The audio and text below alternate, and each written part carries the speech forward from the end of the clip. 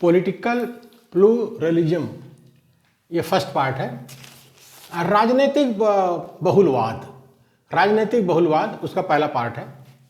Modern states are overloaded, therefore not functioning well in all their functions. बहुत अधिक कार्यभार से दबे होने के कारण वर्तमान राज्य व्यवस्था अपने सारे कार्य ठीक ढंग से नहीं कर पाती, जहाँ पर जो है लोकतंत्र का महत्व नहीं होता, लोकतंत्र को जो है ज़्यादा महत्व नहीं दिया जाता, तानाशाही होती है। तो वहाँ ये देखने में आता है कि बहुत अधिक कार्यभार से दबे होने के कारण वर्तमान राज्य व्यवस्था अपने सारे कार्य ठीक ढंग से नहीं कर पाती, ये कहना है।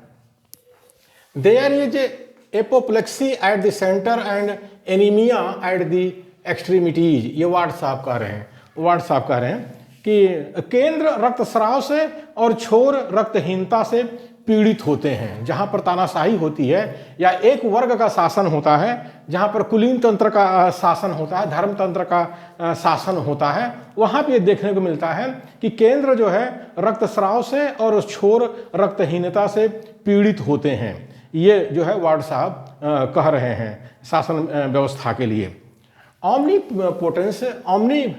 ऑमनीपोटेंस मीन्स इनकैपेबिलिटी एंड इनेबिलिटी। ये मकाईवर साहब कह रहे हैं, मकाईवर साहब। सर्व सामर्थ्य का मतलब अक्षमता और असामर्थ्य है। यानी ऑमनीपोटेंस का मतलब होता है सर्व सामर्थ्य, सब कुछ कर सकते हैं। सर्व सामर्थ्य का मतलब अक्षमता और असामर्थ्य है। अब जैसे हम इसको अपने भारत देश के अंदर देखते हैं, वैसे तो बात आज की हो रही है, लेकिन प्राचीन काल में ये देखा जाता है। ये जो वर्ण व्यवस्था बनी है वो क्या है? उसमें कहते हैं कि जो ब्राह्मण है वो शिक्षा का काम करेगा, क्षत्रिय जो है रक्षा का काम करेगा, और वैश्य जो है व्यापार का काम करेगा। और हम ये देखते हैं कि आज दुनिया में सबसे ज़्यादा निरक्षर देश हमारा जो है भारत देश हो गया, क्योंकि अकेले ब्राह्मण कितना पढ़ेगा, कितना पढ़ाएगा। और जब तुर्कों का आक्रमण हुआ तो पता लगा सारा देश गुलाम हो गया, तो क्षत्रिय जो है रक्षा भी नहीं कर सके। और व्यापार के मामले में आज देखिए, व्यापार के मामले में यूरोप, अमेरिका के देश, ब्रिटेन के देश जो है सबसे ज़्यादा धन कमा रहे हैं। जापान है, चीन है, ये सबसे आगे निकल गए। हमारे जो वैश्य लोग हैं वो व्यापार भी नहीं कर पा रहे हैं। तो वही कहा गया है कि सर्व सामर्थ्य का मतलब अक्षमता और असामर्थ्य है। अब वर्ण व्यवस्था में क्या है? ब्राह्मण, क्षत्रिय, वैश्य को द्विज कहा जाता है। बाकी जो शूद्र हैं, जो बहुजन मूल निवासी इस देश के हैं, उनको जो है अद्विज कहा जाता है, जो हम भारत देश के अंदर देख रहे हैं। तो ये जो राजनीतिक जो पॉलिटिकल साइंटिस्ट हैं वो कह रहे हैं सर्व सामर्थ्य का मतलब अक्षमता और असामर्थ्य है। No political commonplace become more arid and unfruitful than the sovereign state. Ernest Barker साहब कह रहे हैं। अर्नेस्ट बार्कर साहब क्या कह रहे हैं? वो कह रहे हैं कोई भी राजनीतिक सिद्धांत इतना निर्जीव और निष्फल नहीं हो गया है जितना कि संप्रभु राज्य का सिद्धांत। ये अर्नेस्ट बार्कर साहब कह रहे हैं। जैसे हमारे भारत देश में है ये जो वर्ण व्यवस्था है, तो ये क्या है, द्विज लोग जो है सत्ता पर कब्जा कर लेते हैं। कब्जा करने के बाद कहते हैं हम अब सावरेन हैं, हम संप्रभु हैं, हम सर्वोच्च सत्ता वाले हैं। लेकिन परिणाम क्या हुआ भारत देश के अंदर?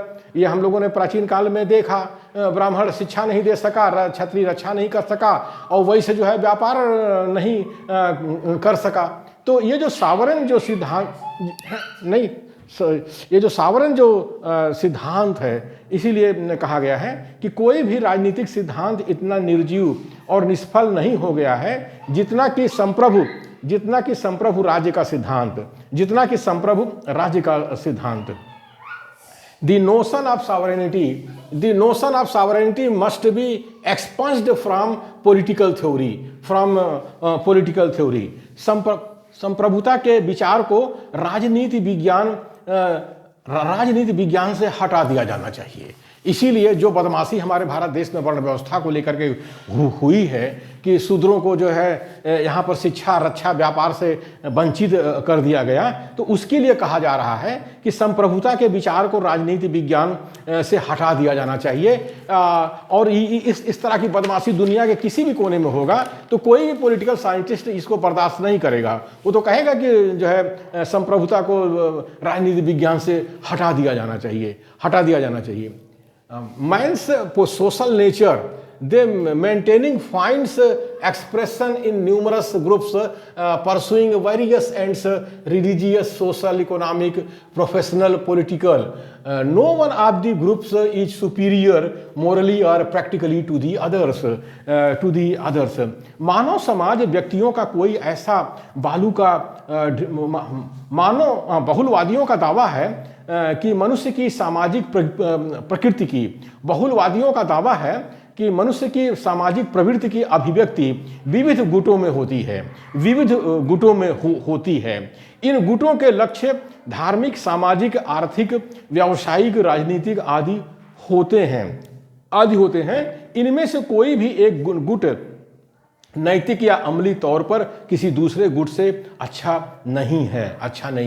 जैसे हम भारत देश के अंदर देखते हैं कि ये वर्ण और जाति का देश है। यहाँ SC, ST, OBC माइनॉरिटी की 7000 जातियाँ हैं। यहाँ ब्राह्मण, क्षत्रिय, वैश्य हैं। लेकिन क्या करते हैं कि सत्ता पर जो है जो कब्जा कर लेते हैं, फांसीवादी शैतानी ताकतें आज सत्ता पर कब्जा कर लिया है, तो वो अपने को सावरन समझ रहे हैं और सर्वोच्च सत्ता वाले समझ रहे हैं। बाकी लोगों को कोई अधिकार देना नहीं चाहते हैं। यानी संविधान जो है इन वर्गों को, पिछड़े वर्गों को जो आरक्षण का अधिकार देता है, उसको भी ये खाए जा रहे हैं। कहते हैं कि हम लोग द्विज हैं, हम लोग मुंह से पैदा हुए हैं, तो हम लोग 2 बार में पैदा हुए हैं, तो हम लोग सामर्थ्यवान हैं, हम ही लोग शासन कर सकते हैं। तो वही बहुलवादी कहते नहीं, ये गलत है। समाज में ऐसा नहीं होता है। अलग अलग गुट होते हैं, अलग अलग तरह के लोग होते हैं, धर्मों के लोग होते हैं। तो वर्ण, जाति, भाषा, क्षेत्र के नाम पर लोगों के साथ भेदभाव नहीं करना चाहिए।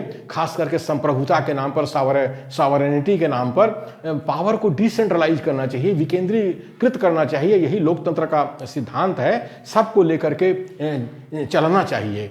मतलब इनमें से कोई भी एक गुट नैतिक या अमली तौर पर किसी दूसरे गुट से अच्छा नहीं है। अब कोई वर्ण व्यवस्था को जैसे देख लीजिए कि ब्राह्मण कहता है कि हम ही पढ़ेंगे, पढ़ाएंगे।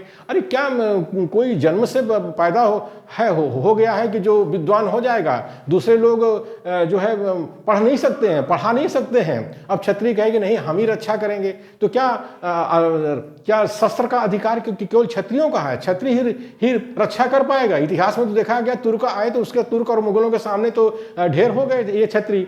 इसी तरह से वैश्य जो है वो व्यापार भी नहीं कर सके। आज भारत जो है दुनिया के अगर नक्शे में देखा जाए तो व्यापार के क्षेत्र में कितना पीछे है। तो वही कह रहे हैं कि बहुलवादियों का दावा है कि मनुष्य की सामाजिक प्रकृति की अभिव्यक्ति विविध गुटों में होती है।